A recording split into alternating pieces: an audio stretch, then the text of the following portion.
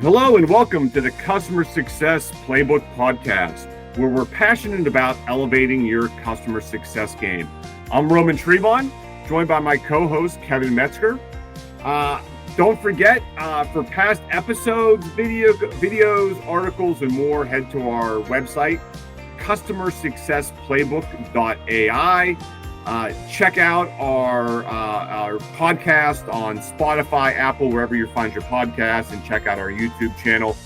Kev, this is our end of year recap show. I can't believe we actually got to a point where a podcast where we're actually doing an end of year wrap up show. But I'm excited to reflect back on our journey here and talk about all the great guests and all the things we learned this year. Yeah, I'm excited as well. I want to wish everybody, happy holidays, happy New Year. Yeah. And yeah, I've actually been super excited about this show since for a while now. I mean, I knew it was coming up, and it's been such an exciting year. Just getting into the start from where we started. I mean, what do you? Getting to talk about our highlights. What's some of your favorite stuff from the year? I mean, I'll start by saying, my favorite things is the fact that we're actually like doing this. Like, I just love it, right? Like I listen to podcasts, Kev, every morning when I walk, and Tuesday mornings, a lot of new podcasts come up, and I still get excited when our show comes out. Like, I love it. I'm like, new show. And it's like us and people listening and commenting on it, and people that reach out and talk about the show like that. I find it super neat, right? Like when you first came to me and were like, hey, I'm thinking about doing a podcast, would I be interested? I thought you were crazy. I'm like, who's going to talk? But it's been so great. So anyway, my highlights for me in terms of the show, Kev, one of the shows that really stuck out, and I think because I reference this all the time now, is we had Greg Danes on, right? And Greg's at ChurnRx, right, Kev? Is that the company, ChurnRx? Yes, ChurnRx. Yeah, and we had him on, and honestly, he had the 23 items to the reduced churn, the article, ebook. It was awesome, but he talked us early in that episode around, it's all about delivering results for clients. Like, forget about. A lot of people focus on customer satisfaction and NPS, but he's like, that has no correlation to clients staying with you. It's getting results. And what I like that he emphasizes, get them early, get the results early, and keep delivering results and value. And like, that's kind of become my little motto. I agree with that so much. I've seen it in the past, and having him on and share that and all his great stories, that was definitely a highlight for me. How about you? Yeah, no. First, before I get into the next highlight, other comments on Greg. So first off, he is our number one most listened to guest show on the podcast. Actually, the number one most listened to podcast is the Proactive Approach, which I thought was kind of cool. The one that you and I did together was our third podcast. Nice. I think for you and I, after the first two, I think we were a little choppy. Raquel, you're being generous. But that podcast, I feel like we really kind of brought it together. I think you and I at that point both were like, okay, we can do this. We can get guests involved. Behind the scenes, we were figuring out how we would do it. So it was kind of cool that became the number one listened to podcast over the course of the year. And then, like I said, Greg was the number one guest listened to podcast, and it was exciting. We got to talk to a lot of great people during the course of the year. We did. For me, the kind of not number one, but the other, I had written down two guests, right? Greg was one. The other one was Dave Jackson, talking about a P&L for the organization. Yep. And I think Dave's point there is really, really important, right? You've got to think about when you're running an organization, it's not just about you've got your organization's goals, your KPIs, all the things you're going to measure the success of your organization on. How well are you maintaining, whether it's your NRR or GR or whatever that main KPI is for customer success. And that's important, but you're a business. You're running an organization within a business, which makes you a business, and you've got to run it like a business, which means you have to know what kind of revenue you're responsible for, or what revenue is represented in your profit and loss for your organization, and what are the costs related to your organization. And as you build and drive that organization together, what revenues are you going to say are contributing to it? Is it the renewals? Are you charging for your CS folks, which is becoming a kind of a hot topic in the industry right now, and something that I think a lot of organizations can get away with. Consulting and professional services have always been charged for. Yeah. And, CS really is a consulting type of organization. Traditionally, it hasn't been charged for, especially in the SaaS organizations where maybe there aren't as many professional services. But if you're a company that's offering professional services along with the delivery of an application, then there's a pretty reasonable argument that you should be charging for that, for your CS, especially in the high touch scenarios. Obviously that model changes depending on what kind of touch you have with the customer, and the value of that customer, obviously.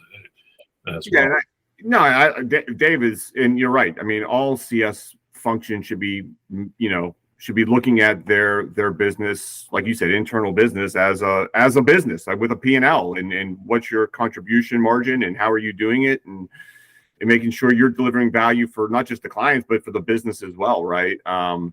And I love it. Obviously, Dave has a special place, Kev, in my heart and your heart, right? He was the first guest. He was the one where we're like, hey, we're like these two guys that want to do a show. Will you come on? And, Dave's been a CEO at places, and, he's like such a recognized name in the space. And for him to say yes and come on the show was awesome. Yeah. Another one I had, this kind of leads into we got a ton of great book recommendations this year, Kev. We asked, people, their book recommendations. So we got a bunch of great books. But we had Julie Fox on. I love Julie's energy. She was so terrific in terms of just how she leads a team, and hearing about her kind of career arc into the space and into a leadership role. But she mentioned the book Radical Candor. I had not heard of that book when she had mentioned it.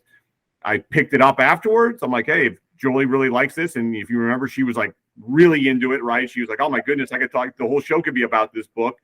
I went and got it and absolutely love it. I wish I would have read it 15 years ago, to be honest, because there's a lot of lessons in that book around being, deeply caring and providing transparent feedback, where they kind of look at on that spectrum. And I wasn't in the radical candor spectrum that, the book says you should try to achieve. And really, I thought it was super insightful, and I'm glad she shared that recommendation with us. Yeah. Yeah, I think one of my other guests, and was, I believe she was our third guest, was Sue. Yep. And for two reasons, I think I was really Sue is a great memory. One is, she's just been so helpful to us. I mean, beyond the actual interview and everything, Sue's been help.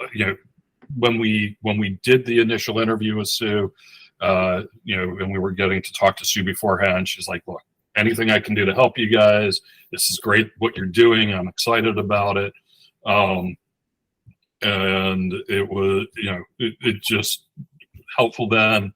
As we're going into 2024 and we were working through our planning, we gave Sue a call and asked her if she wouldn't mind talking to us just on our 2024 plans, and she sat and gave us advice on that as well. and just so appreciative of that. And that's Sue Namath Moore. Just Yeah. Well, Kev, I mean, Sue's been amazing. Honestly, I love Sue. She's amazing, and like she's been so helpful. But I feel like, the whole community, Kev, is really embraced us and been so helpful. Another one is James Scott, right? James is we're in Atlanta. James is in Atlanta. Yeah. If you are anywhere in the Southeast, you check out an Atlanta customer success event that James hosts. I mean, they're unbelievable. And, we try to go to those events when we can in town, right? We live in Atlanta. If you've never been here, there's a lot of traffic and it's pretty spread out, but we try to get to as many as we can. But it just, that whole network, every time you and I go to one of these events, we meet unbelievable people. Everyone's so willing to share, give, best practices, things they've learned, what's not working. Honestly, we ask, we'll just meet someone and ask them for something, and they'll be like, "Oh yeah, sure, let me, no problem, let me get it over to you," right? And obviously James is a big part of building out this client, customer success community, which I've enjoyed so much over the last year getting involved in. Yeah, 100% agree on James, I was in my notes. What I wrote for James was what Sue's doing, and Sue's, by the way, doing the same thing James is in France as far as customer success, and in Europe, having a network and having events and all of that. So for folks over there, which was my second point on Sue, is she was our third country. Yeah. When we got into this, right, we interviewed multiple countries, so I wanted to call that. And then James is doing, like you said, James is doing that here in Atlanta, and in all honesty, I don't know whether we would exist if it weren't for James. So because of the network that he built and the contacts he allowed us to make, and then on top of that, James is just Our discussion with him was great. He's so knowledgeable on really the digital CS and CS in general, and integrations. But he definitely, we're checking him out. We're checking out Atlanta CS. So what's one of the biggest takeaways you've got that you've been able to integrate? Takeaways for me personally, I mean, honestly, Kev, I know this is like a sitting on the fence answer, but I think every episode there's been takeaways for me where I've been able to put them into action, right? We talked about Greg earlier, but the biggest one, it's a tough one. I would say. I would still go back to Greg, Kev. I still think it's about the value to the customer, right? And so again, one of the things I'm doing right now with my team, and we're doing a bunch of onboardings, Kev, right? We have a bunch of onboarding initiatives, and we've done a really good job it's a technology migration. So we've done a really good job of getting a client from solution A to the new solution, right? But now it's having this conversation around their key milestones, their value with these solutions. And it's, we're starting to really pivot and focus on that. And you can see now the clients and the clients like that, right? It's like, oh, this is how we, these 3 pain points that we had, this is where we're going to be able to solve for those. And this is the value we're going to get. And it's delivering that early and often, and making sure the client understands that as well, right? We're all aligned on what success looks like, what value to them looks like. And that comes from Greg. I mean, that was Greg talking about that.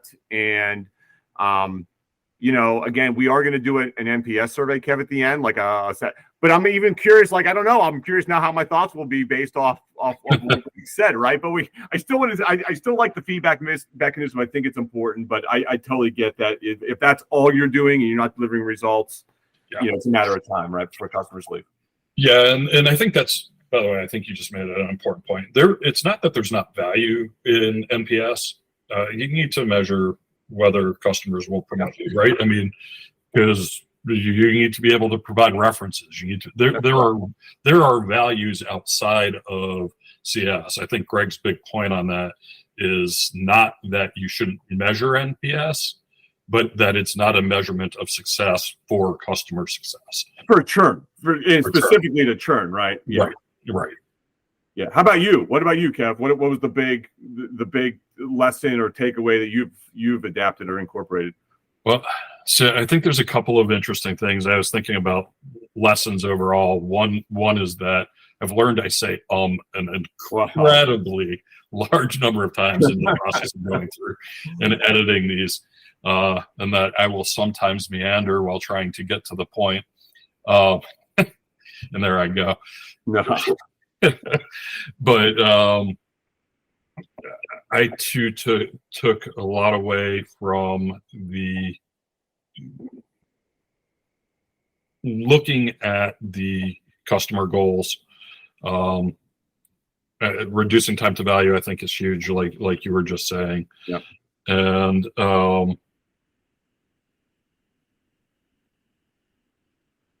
really, I think in the overall way I think about CS is starting to evolve based off of our discussions. It's kind of allowed me to come up from looking at the day-to-day work a lot of the time and look at it more strategically, making sure that I really do think through the processes from customer journey, thinking through what's happening and thinking through, with the customer and what the engagement points are and whether or not you need to change how you engage with the customer to achieve the better customer results. Yeah. So I think that's probably a big takeaway overall, and that's not from one specific guest, but more from just kind of having these conversations, getting to talk about how people think about what CS is, and different conversations like the conversation with Jeff Hackler when we were kind of talking about determining customer like services, right? But really, like CS. That's the word that was looking at services and all of that, and also the conversation with Dave Ellen, where we're talking about platforms and platform implementation, but really he emphasizes the point of you really can't do implementing a platform doesn't do anything for you if you haven't defined your processes as an organization. They're not ideas that are new, but rehashing those conversations that are new to me, but rehashing those conversations really helps you kind of raise your level of thinking. So those are all great points, Kev. So you want to get into you want to get your crystal ball out and kind of look into 2024. We know how well you did with the Clemson prediction at the beginning when we first kicked off this podcast. I'm hoping your customer success predictions going into the new year are a little come out a little better. I was going to say my prediction rates not great right now. That said, I feel a little more confident in my CS predictions because part of those predictions are based off of an understanding of technology. And to be frank, that's something I've been in my entire life and literally life. I mean, I started with technology very young and pushed to get it into our household when I was just 11 years old. Because of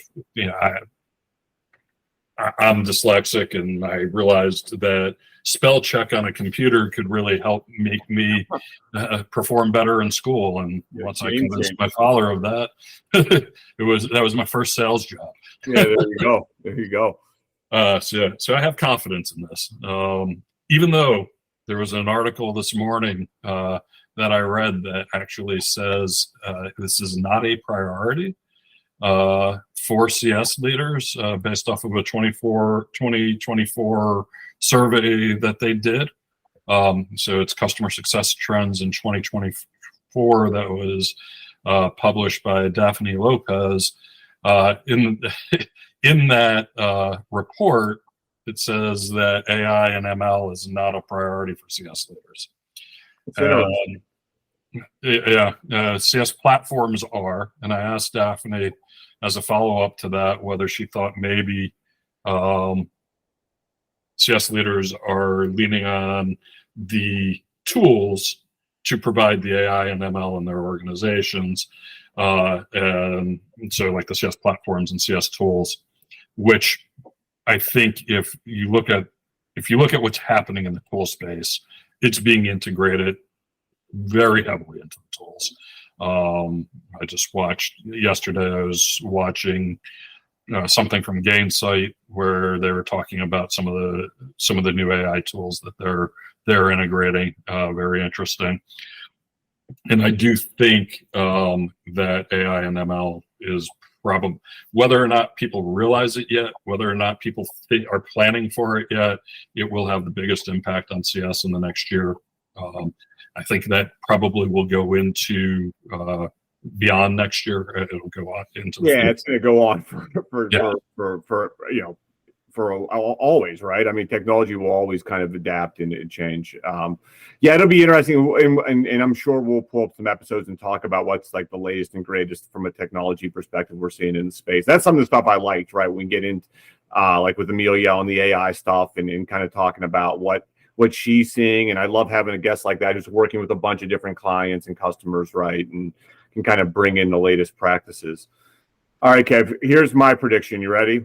Go for it. I don't know if it's earth-shattering, but I talking to others, people in the customer success space, I still feel like too many customer success teams are cost centers where they're not owning a number. And I think that is going to change. I think if you're not growing revenue, and I don't mean just churn, I think churn is basically par for the course. I don't think CS teams are you're going to have to do more than just control churn unless you're in an organization where it's out of control, right? I think you're going to have like either a leads number. You need to produce X amount of leads that then turn over to a sales team, or you need to be the sales team, or you're going to have to generate growth and continuous sales.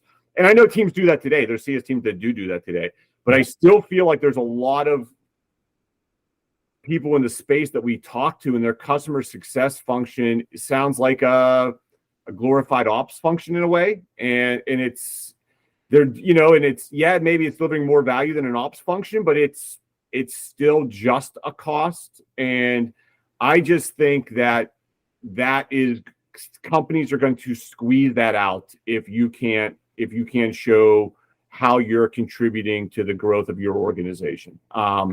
So anyway, I don't know if that's earth-shattering, but I think we're going to see that shift. And because I think you said something earlier, Kev, I think organizations are going to start to, again, as CS functions start to deliver value, they're going to charge for that value, right? And they're going to charge for CS teams. And so, as that starts to advance as well, if you're not being able to show that value and deliver revenue and growth, I don't know. Those things will get easy to cut, I think. Yeah, I think that goes back to that goes back to the Dave Jackson, and having a P&L. Right. And where are your assets coming from in your P&L? Where's the revenue coming from? That's right. P&L. And whether that is really saying, hey, I'm going to take some margin out of the sale and apply it to the CS team. That's where you're really a cost center, to be honest. That's it.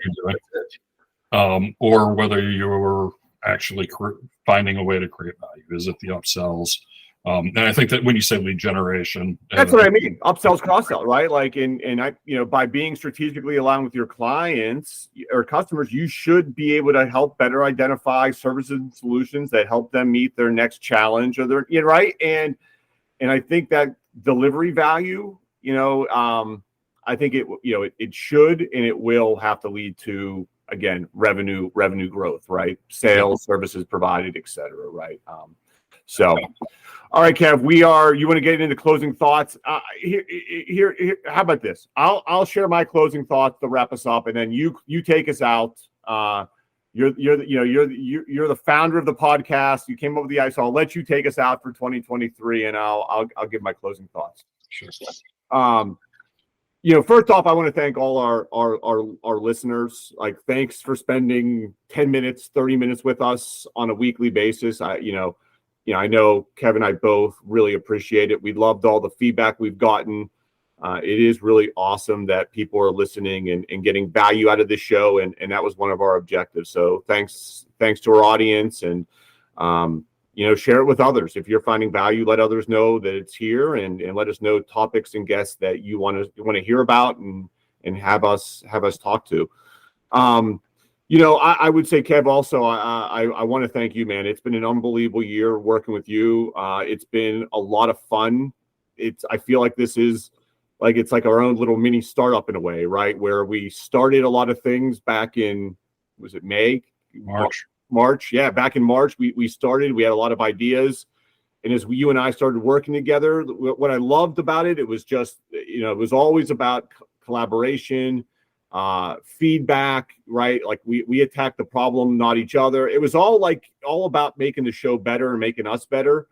And if I look back to how we did things in March to how we're doing it now, it's unbelievable, right? Like the show has grown a lot in that time period as well, and it's been a lot of fun. Like, again, we produce a show a week, but you and I are texting and talking and Google Meets multiple times a week, and I love that time. And honestly, it's meant a lot to me, and I've really enjoyed it. So Kev, I'll turn it over to you for your closing thoughts to take us out. Yeah, thanks, Roman. I appreciate that. I too want to spend a minute thanking the listeners and everybody. We've had close to 2,000 downloads. Not quite. We're close to 2,000 downloads of the podcast. I'm hoping maybe with this episode we'll hit it.